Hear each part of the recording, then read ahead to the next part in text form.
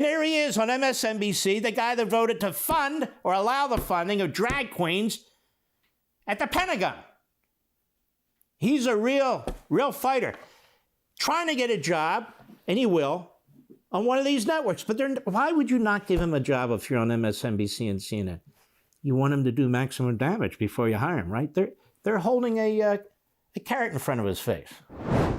Ken Buck was a prosecutor in Colorado. He was quite conservative. He ran for the Senate, came on my program. Of course, we supported him. He was a Tea Party conservative. He ran for Congress as a Tea Party conservative. And Ken Buck has decided he's tired of running back and forth from Colorado to Washington. So here we have this guy who is making his bones to get hired by one of these liberal platforms. And what is he doing? He's been trashing Trump.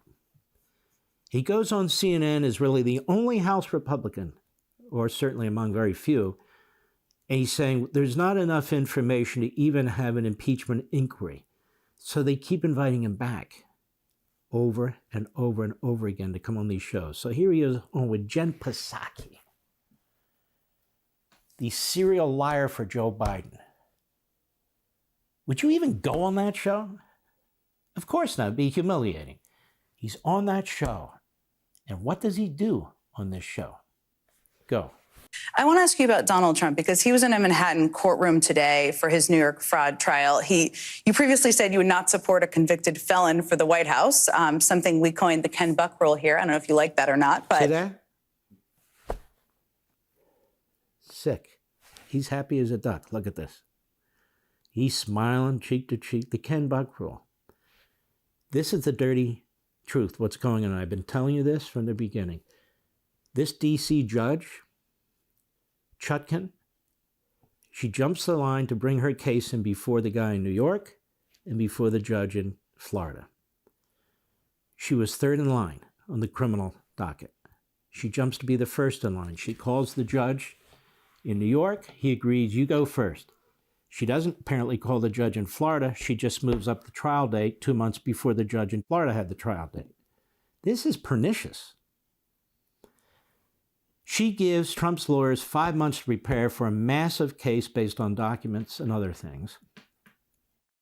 They've already said it's a Fifth and Sixth Amendment violation, due process on the Fifth,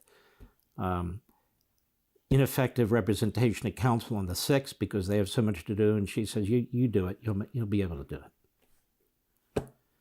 And it's the day before Super Tuesday where they get the president all clogged up in court. Now, why is this? They said it would be 4 to 6 weeks, 8 weeks at the most. The prosecution says, judge says, okay. They want him found guilty of at least one charge by a Democrat Washington, D.C. jury. They'll get their wish. By a judge who's a pretend judge and a prosecutor who's a maniac. Backed by an attorney general who's a serial liar, as he was when he was on 60 Minutes. So Donald Trump will have, this is what they want. He'll have to walk around, campaign, carry that sign, convicted felon. They only need one charge. That's why Psaki's bringing it up. She is evil. She's evil. But she's putting it to this guy, and look at his smile, because they know how to play these stupid Republicans. And she's putting it to this guy. We have around here what we call the Ken Buck rule. Oh, yeah. They walk around MSNBC, the Ken Buck rule. Who's he? We understand, Jen, what you're up to. Okay, the Ken Buck rule. You'll never vote for a man who's convicted of a crime for president. What a moron, a jackass, a quisling, a buffoon. And this guy, just so you know more about him, there was an amendment to a spending bill proposed by Chip Roy that would prohibit the federal government from spending 1 penny for drag queens at the Department of Defense. Not a penny. He voted against that amendment, as did Nancy Mace, who's a complete spaghetti head. He voted against the amendment. But he's one of the 5 who said we need to cut spending and shut down the government. Excuse me? There was a proposal to cut spending by 30%. 30%. And morons like him said, no, it's not, we're shutting down the government. We need to teach America. You're going to do what? And secure the border. No, I can't do that. And there he is on MSNBC, the guy that voted to fund or allow the funding of drag queens at the Pentagon. He's a real fighter. Trying to get a job, and he will, on one of these networks. But why would you not give him a job if you're on MSNBC and CNN? You want him to do maximum damage before you hire him, right? They're holding a carrot in front of his face. He knows he needs to perform, and that's what he's doing. So here he is in mid-smile. I can't even stand looking at him anymore. Go ahead. The judge in this case has already found that he committed fraud. It's just a matter of how much he's going to pay. Okay, so there you go. There you go. That's why they bring these cases. The judge already found his fraud. And so what should Ken Buck say in response to that? Say, why are you lying to the American people about what's actually taking place and spinning this? The judge found he committed fraud. Fraud for what? Go. Should that disqualify him from serving as president? Okay, first of all, that's a civil case.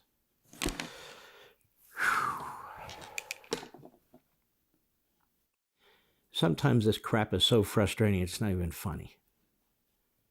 It's just so frustrating. Go ahead. I don't know that a fraud case, a civil fraud case by itself does. I was talking about a criminal case. Oh. I do think that people need to look at the behavior of Donald Trump in determining whether he is the best candidate for president. I also think they need to look at the behavior of Hunter Biden to determine whether Joe Biden is the best candidate for president. But I think that overall, the criminal trials are going to be much more significant in people's minds than the civil fraud trial. Well, there's significant differences between the two, but I do want to ask you before I let you go. Listen, but you know, we're not going to let facts get in our way here. So you didn't answer that properly. You may not get a job, but just let's move on. Go ahead. The threats that we've heard from Donald Trump, because the rhetoric and the language we've heard in the courtroom today, but also we've heard. Now you know why this is a not top rated, a highly rated show on MSNBC. The threat that you've heard from Donald Trump in the courtroom, about the courtroom, about the judge. Yes, the threat. Okay, you're facing 91 charges, all Democrat prosecutors. They're coming at you every day. You wake up and you don't know what the hell's going to hit you. Non-disclosure agreements with Bragg, fraud trial here, RICO case, another DA, county, Fulton County, documents case, which is an absurdity. You could go to prison for life. That one's now in Florida. January 6th case where you didn't commit insurrection or sedition or use a Klan Act.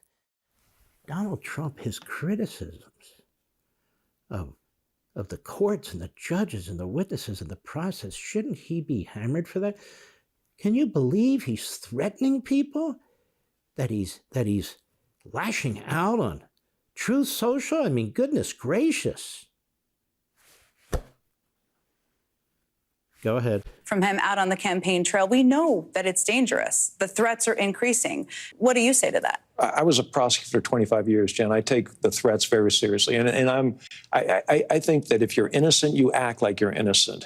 All right, stop. To me, Trump's acting like he's innocent. He's defending himself. He's running for president. He has passion. He's like any other human being that would be facing something like this. To me, he's acting 100% like he's innocent. He's not hiding behind his lawyers. In some ways, in this regard, I'm reminded of Alan Dershowitz.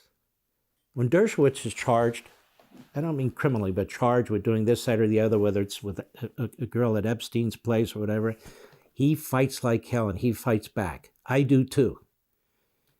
I want you to put this and personalize it, put it in your own context. If somebody accused you of a crime that you didn't commit,